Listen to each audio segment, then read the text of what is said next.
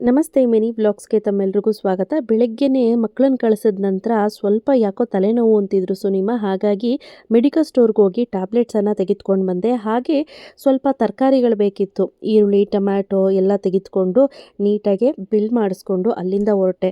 ಆ ನಂತರ ಮನೆಗೆ ಬರೋಷ್ಟರಲ್ಲಿ ಎಷ್ಟು ಟ್ಯಾನ್ ಆಗಿತ್ತು ಮುಖ ಅಂತ ಅಂದರೆ ಮುಖ, ಕತ್ತು, ಕೈ ಎಲ್ಲ ಟ್ಯಾನ್ ಆಗಿತ್ತು. ಸೊ ಅದಕ್ಕೋಸ್ಕರ ನನ್ನ ಹತ್ರ ಒಂದು ಬೆಸ್ಟ್ ಸೊಲ್ಯೂಷನ್ ಇದೆ.